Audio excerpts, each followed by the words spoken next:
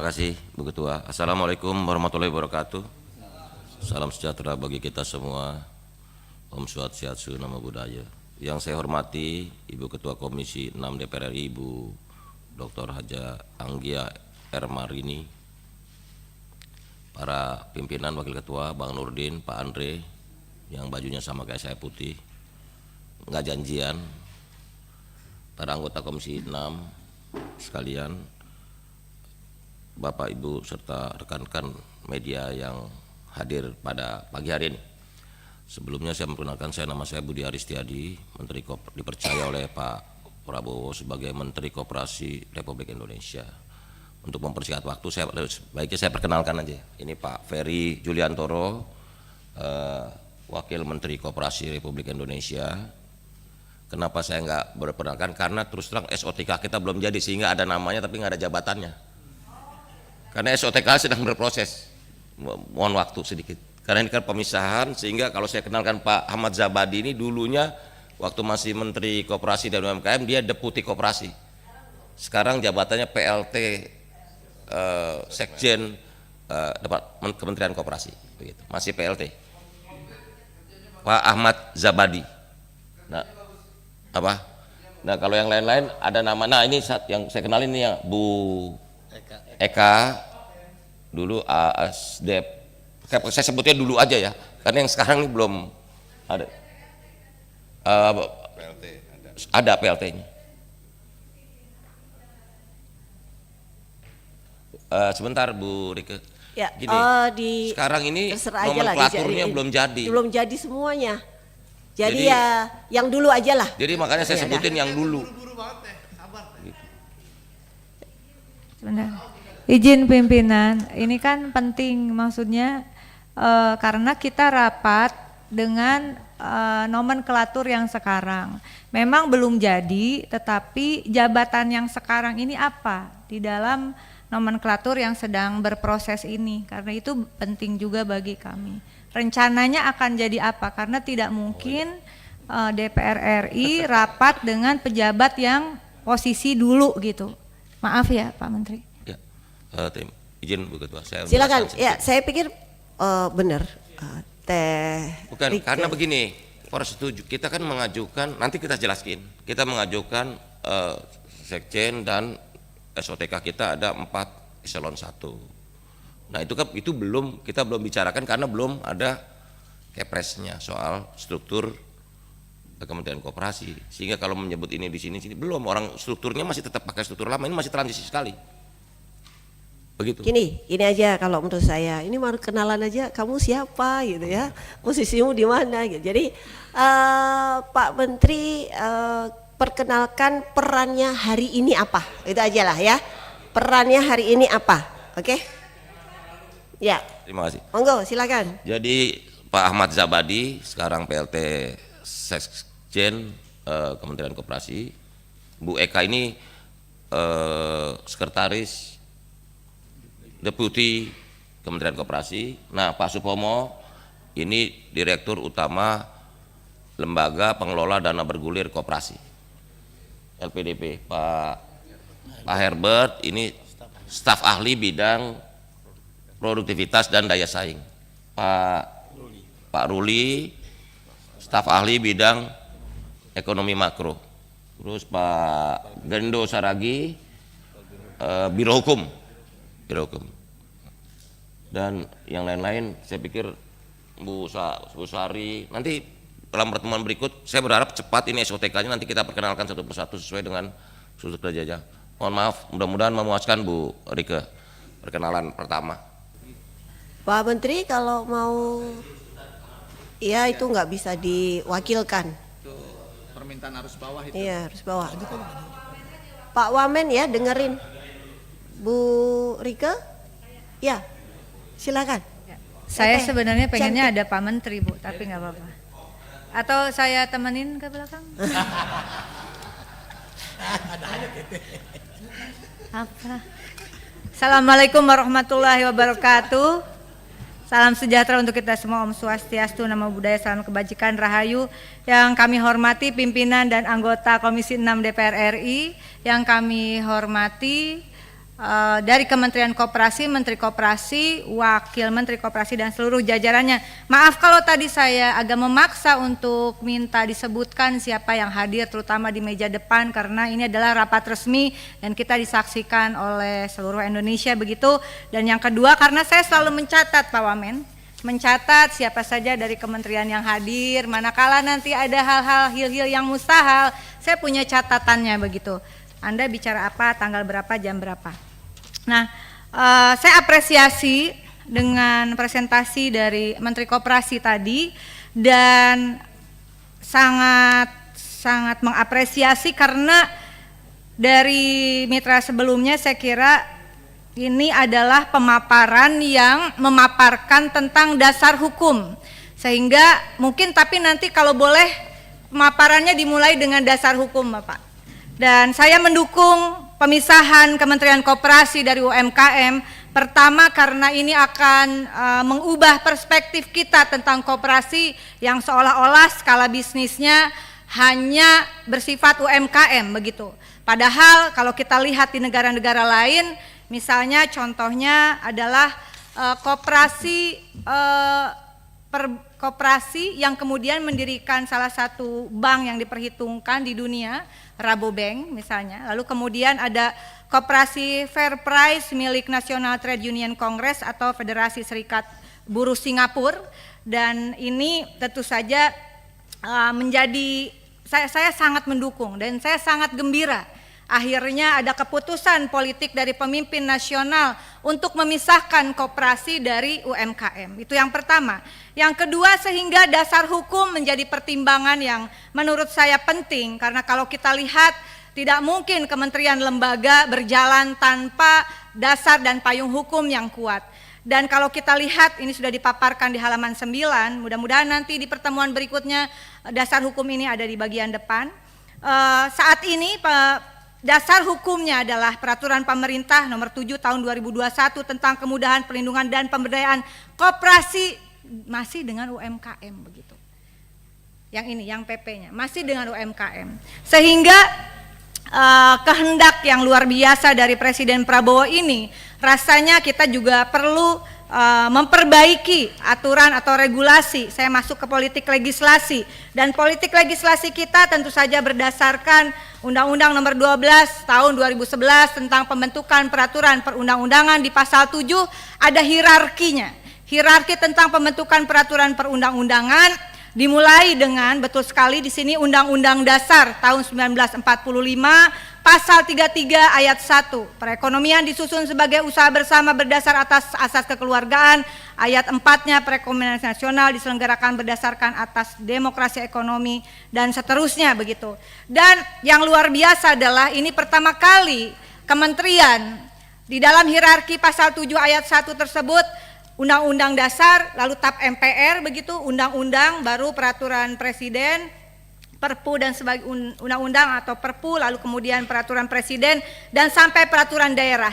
Di ayat 2 hierarki memperlihatkan power dari setiap peraturan perundang-undangan yang di bawah tidak boleh melampaui atau melanggar peraturan perundang-undangan di atasnya.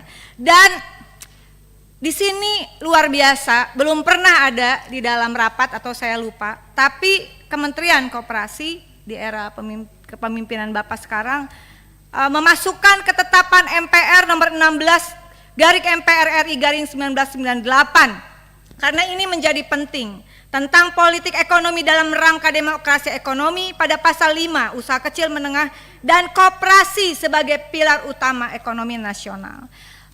Ini menjadi konsideran hukum menimbang. Saya langsung masuk pada usulan politik legislasi. Saya bedakan politik legislasi, politik anggaran dan politik pengawasan. Bapak, kita harus bekerja cepat dalam saya kira 100 hari kerja ini bisa dikerjakan simultan oleh tim di Kementerian Koperasi. Oleh karena itu saya mengusulkan di dalam rapat ini agar segera disusun naskah akademik dan draft perubahan atas Undang-Undang Koperasi begitu. Apakah akan usulan dari Kementerian Koperasi atau usulan dari Komisi 6 nanti dibicarakan. Tetapi intinya dasar hukum itu menjadi penting untuk pembentukan Kementerian Koperasi, pendirian Kementerian Koperasi, berikut turunan organisasinya dan nanti politik anggaran dan politik pengawasannya dan skup dari klasifikasi koperasi. Nah, saya ingin menekankan beberapa hal di dalam politik legislasi ini. Ada yang namanya Bapak nanti karena ada catatan-catatan penting di dalam Undang-Undang Cipta Kerja yang juga saya kritisi sebetulnya pada saat pembahasan, bahwa misalnya koperasi ini heavy-nya bukan pada investasi finansial, tetapi pada pembagian hasil terhadap anggota begitu. Dan bisa dilihat nanti di Cipta Kerja, marilah kita perbaiki di revisi Undang-Undang Koperasi. Sistem DAIFI ini menjadi penting, saya sampaikan, diusulkan oleh Dr. Charles Howard, mungkin bisa menjadi bagian naskah akademik. Sistem manajemen kebijakan pembagian keuntungan berdasarkan partisipasi pekerja dan konsumen, tidak hanya dari dasar investasi finansial. Pembagian keuntungan didasarkan atas transaksi lain seperti tenaga atau pikiran serta tanggung jawab jabatan dalam model koperasi pekerja. Pembelanjaan untuk koperasi konsumen dengan prinsip buy more, get more, dan kemudian hasil produksi untuk koperasi produsen, begitu. Dan kemudian yang kedua adalah pengambilan keputusan, tidak tertumpu pada satu orang tapi juga dalam mengambil keputusan yang dasarnya adalah setiap orang sama. Dan prinsip ini saya kira mohon dibantu juga dari tim Kementerian Koperasi, sistem dengan dasar keadilan partisipatif dan dasar keadilan untuk semua, itu menjadi penting, menjadi ruh dari revisi Undang-Undang Koperasi. Yang kedua adalah terkait politik anggaran. Politik anggaran, usulan tambahan anggaran 2025 untuk program 1,7 triliun sekian, untuk kesekjenan 440 miliar sekian, total usulan anggaran adalah 2, sekian triliun begitu. Saya tidak akan memperdalam ini karena ini juga belum masanya untuk pembahasan begitu. Dan saya sepakat dengan Ibu Ketua, tentu saja kita hanya menerima Ibu ya, tapi kita juga belum bisa mengambil keputusan. Dan politik legislasi itu menurut saya juga di sini ada pimpinan yang merupakan pimpinan Dekopin. Kita harus bergegas Bapak, karena dari revisi Undang-Undang Koperasi itu maka akan terlihat postur yang kokoh atau tidak terhadap politik anggaran kepada Kementerian Koperasi. Tidak bisa hanya statement politik. Statement politik itu harus berubah menjadi keputusan politik, norma yuridis berkekuatan hukum tetap, dan karena itu saya setidaknya mudah-mudahan mendapatkan dukungan. Ini kita perjuangkan untuk menjadi program legislasi nasional prioritas setidaknya di 2025. Yang kedua adalah tentang politik pengawasan. Politik pengawasan saya ambil ilustrasi 7 September 2024, ini ada terlilit uang pinjol dan judol, pria asal Bandung curi ratusan ATM nasabah koperasi. Yang kedua 10 Juli 2024, gelapkan uang koperasi untuk judol, remaja asal Banjarnegara bikin sandiwara jadi korban judol. 25 Oktober 2024 PPATK blokir 13.000 rekening dengan total uang di sana sekitar 280 triliun. Dan kemudian tadi sudah disampaikan ada apa tadi namanya tuh? Rentenir ya, rentenir. Tapi saya dalam politik pengawasan ini saya ingin fokus pada pinjaman online ilegal berkedok koperasi. Ya, dengan modus mudah, pinjamannya mudah, cepat, biaya besar, bunga tinggi, jangka waktu pinjaman pendek. Fintech lending ilegal ini menggunakan aplikasi website seolah legalitas koperasinya di-approve oleh Kementerian Koperasi UMKM. Nah, Bapak, dari temuan PPATK ini dan tentu saja jangan sampai kami mendukung agar jangan sampai kecolongan lagi ada ordal ini di Kementerian Koperasi. Mungkin bisa berkomunikasi untuk berkoordinasi dengan PPATK. Apakah ada juga dari ASN di Kementerian Koperasi, barangkali ada yang terlibat juga, atau segeralah mungkin membentuk tim mengenai fintech ilegal atau pinjol berkedok koperasi ini.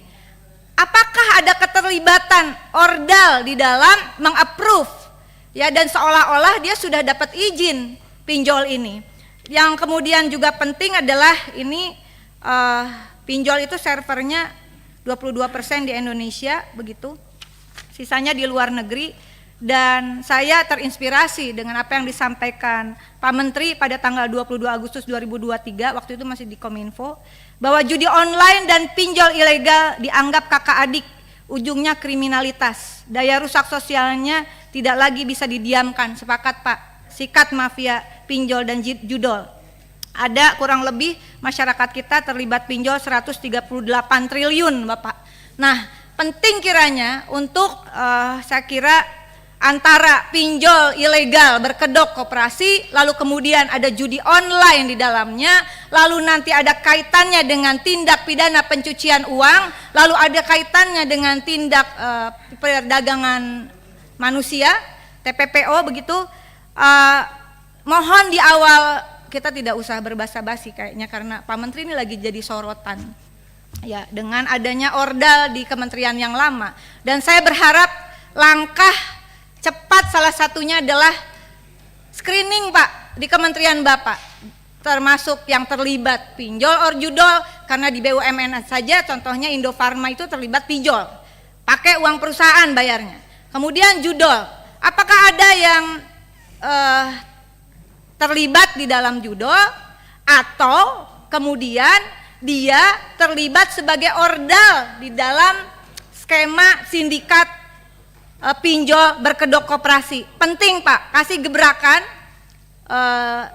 gebrakan Pak, dan ini saya kira program 100 hari kerja, kalau memang ada yang terlibat langsung pecat Pak, langsung beri sanksi, dan usulkan, saya sudah mengusulkan secara terbuka sanksinya kepada ASN yang terlibat ke dalam judol adalah Undang-Undang ITE, Undang-Undang KUHP, dan Undang-Undang tentang penyelenggaraan negara yang bebas dan bersih dari korupsi, kolusi, dan nepotisme. Demikian pimpinan, mudah-mudahan memang agak panjang, tapi saya datang pertama karena dikasih terakhir. Mudah-mudahan sebagai penutup, terima kasih Ibu Ketua yang selalu memberi kesempatan. Wallahul muwaffiq ila aqwamit thoriq. Wassalamualaikum warahmatullahi wabarakatuh. Waalaikumsalam.